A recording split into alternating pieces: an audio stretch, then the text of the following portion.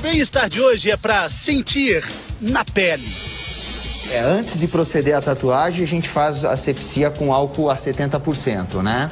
Você já fez ou está pensando em fazer uma tatuagem? Conhece alguém que já fez, não conhece? Eu fiz uma tatuagem na época de meus 18, 20 anos.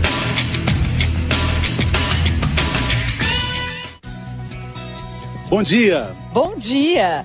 Imagina se seu filho, seu irmão, sua irmã, sua mulher ou seu marido chega em casa e anuncia: eu vou fazer uma tatuagem ou vou colocar um piercing. Fazer tatuagem, vamos falar agora disso, é uma coisa bem séria, você deve ter muito cuidado. E a repórter Marina Araújo foi a um dos estúdios de tatuagem mais tradicionais aqui de São Paulo, descobrir o que eles têm lá para garantir a segurança dos clientes.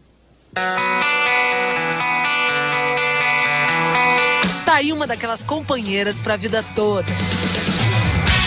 Pequenas, sexy, escondidinhas, ou bem à mostra mesmo, grandes, pra todo mundo ver. Quem se dispõe a fazer arte sobre a própria pele tem que ser, no mínimo, corajoso. Mas ninguém quer correr riscos de verdade.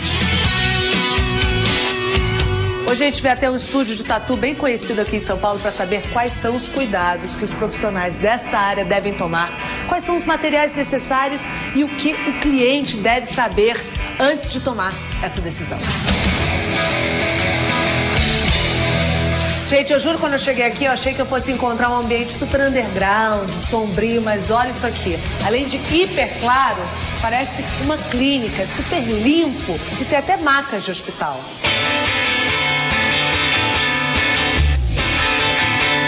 No que você fica ligado na hora que você entra no estúdio pra fazer tatuagem? Agulha descartável, todo o material. É questão de asepsia, né? Higiene, né?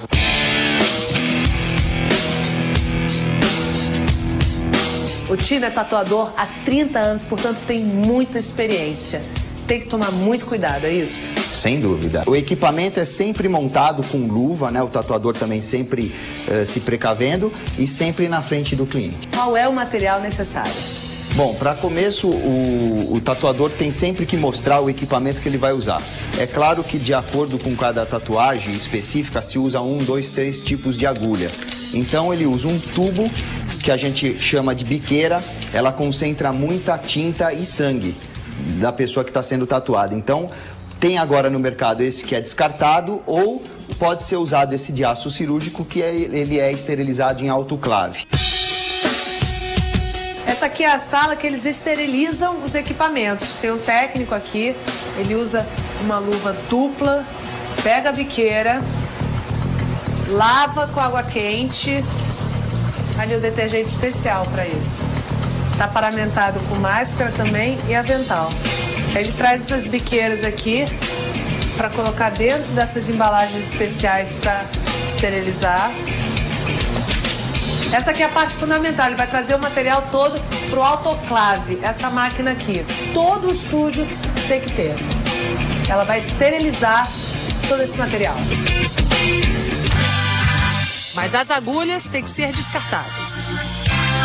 Elas sempre são assim, sempre bastante quantidade, que é para se usar e depois jogar fora. E todos os equipamentos e produtos, da agulha à tinta, devem ter a certificação da Agência Nacional de Vigilância Sanitária. É bem pequenininho, mas tem aqui o certificado da Anvisa na tinta.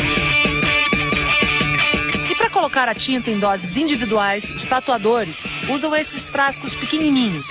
Assim, não desperdiça, porque o que sobrar vai pro lixo.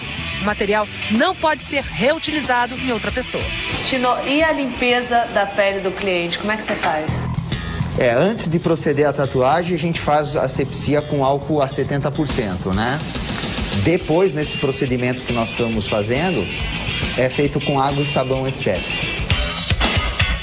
O Alexandre fez a primeira tatuagem aos 18 anos de idade, agora voltou para aumentar a tatuagem, ele tem 36 anos. Primeira pergunta básica. Dói, né? Você tá com uma cara tão tranquila assim. Mas é uma dor suportável. Agora, ainda tem mais um detalhe.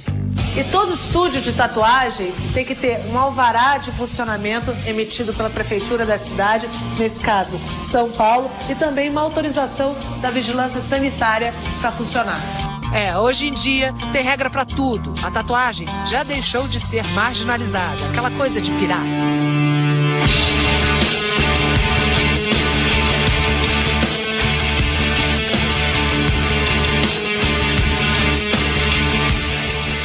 Quanto cuidado é preciso tomar? Qual é o maior risco, doutor Caio? É uma doença infecciosa, por exemplo? O maior risco são as doenças transmissíveis por agulha. Então a gente pensa em hepatite B, em hepatite C, até em HIV também. E muitas vezes a própria pele está contaminada com bactérias, então pode produzir lesões de pele graves, purulentas, pela pele que a gente tem no dia a dia, se não fizer uma boa esterilização. Agora, aqui no caso eu achei muito interessante, porque além de ele usar as seringas, as agulhas descartáveis, ele usa tinta descartável também. Porque não adianta você usar a mesma tinta para todo mundo.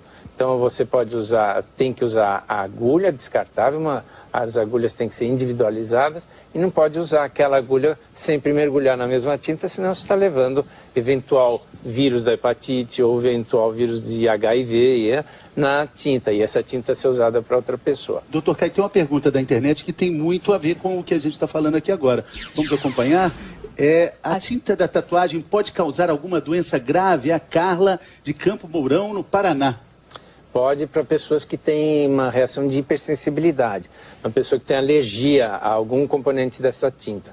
Na maioria das vezes essa tinta é composta de alumínio, oxigênio, cobalto, titânio. Então a pessoa pode ter um mecanismo de alergia, uma hipersensibilidade alérgica a um desses componentes químicos e desenvolver uma reação de pele conforme a sua alergia, o grau da alergia.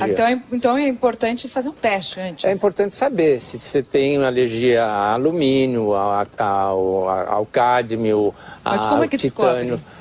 É muito raro, mas na hora que vai pôr, ele tem que tomar cuidado e ver se já está havendo uma reação ou não. Entendi, talvez fazer um teste antes. Ou às vezes a pessoa já chega e fala, olha, na minha tinta não pode ter cobalto, por exemplo, não pode ter alumínio, então ele tem que se virar, não pode ter cromo, então ele tem que evitar esse produto.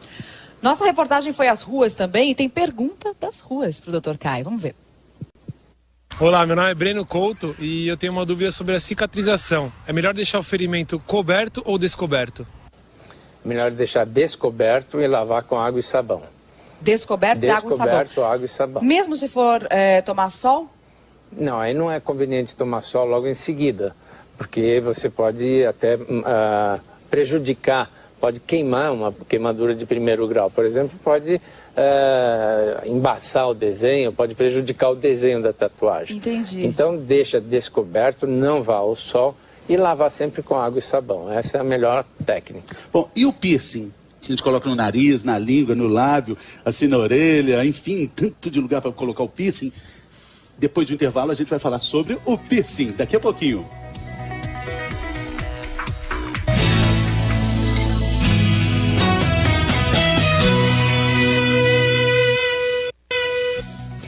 Bem-vindo de volta ao Bem-Estar. Vamos direto a uma pergunta de um internauta. Quem tem rinite pode colocar piercing no nariz, Dr. Caio? Maiara de São Paulo. Olha, até pode, se ela se acostumar com a presença daquele objeto dentro do nariz, se o objeto não estiver causando uma reação alérgica em si, pode. Se o objeto não tiver ele próprio provocando alguma ferida, pode.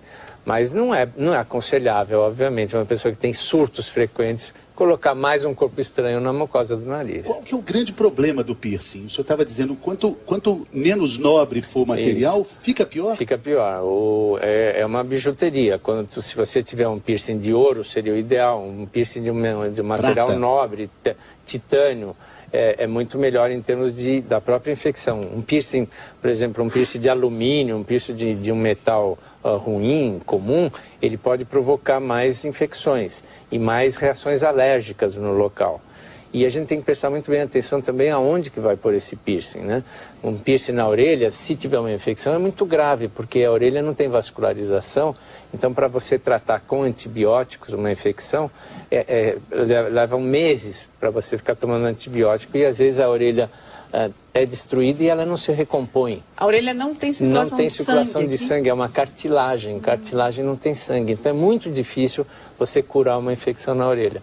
E tem gente que põe piercing na vagina, no pênis, que são lugares potencialmente contaminados, que dão, vamos dizer assim, facilitam a porta de entrada de bactérias dentro da corrente circulatória. Se tiver que colocar um piercing, se alguém quer mesmo colocar, qual é o lugar menos perigoso? Olha, se tiver que colocar, eu aconselharia colocar aqui, aqui na sobrancelha, tomar muito cuidado se colocar na orelha, os cuidados necessários para furar, para usar um brinco, quer dizer, higienizar muito bem o local antes com álcool e colocar um piercing de material nobre. Muito que bem. A gente tem mais uma dúvida a respeito de tatuagem que vem das ruas, doutor Caio.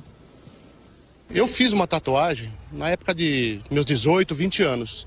Depois dos 15 anos eu cobri com uma outra, tipo, sobrepondo o desenho para tentar, tipo, a estética, ficar um desenho mais bonito. Eu queria saber se isso causa problema para a pele. A minha mãe tem uma queloide, ela fez uma tatuagem por cima, só que ficou horrível. É recomendado ela fazer a tatuagem mesmo ou não? Bom, são duas perguntas, então, porque essa coisa da sobreposição é muito comum, né? Alguém se arrepende, às vezes, do desenho e quer colocar uma nova tatuagem. É perigoso? Não, não é perigoso. Se a pessoa não tem uma reação de hipersensibilidade, uma reação alérgica à tinta, ela pode colocar quantas quiser. Só não vai ficar bonito, só não garanto bom resultado estético. E o queloide é aquela cicatriz que fica feia, né? Quer dizer, se ela vai fazer uma tatuagem e provocar um queloide, então ela tem que evitar fazer tatuagens para não ter mais queloides. Na verdade, ela tentou tampar o queloide com tatuagem. Pois é uma questão de gosto pessoal. Se ela achou que ficou bom e conseguiu tampar, sorte dela. Mas, na verdade, a área contraindicação específica não tem. O pior que pode acontecer, ela ter mais queloides. Então, essa que é a minha dúvida, porque a área do queloide normalmente é uma área que não cicatriza. Você faz algum corte, alguma coisa, não cicatriza direito. É uma má cicatrização, chama-se uma cicatrização hipertrófica. Então é um excesso de cicatrização, na verdade. Então é uma tendência que a pessoa tem isso. É uma tendência individual. Talvez a tatuagem provoque um novo queloide. Se for cortes e tiver que cicatrizar, pode provocar novos queloides no desenho.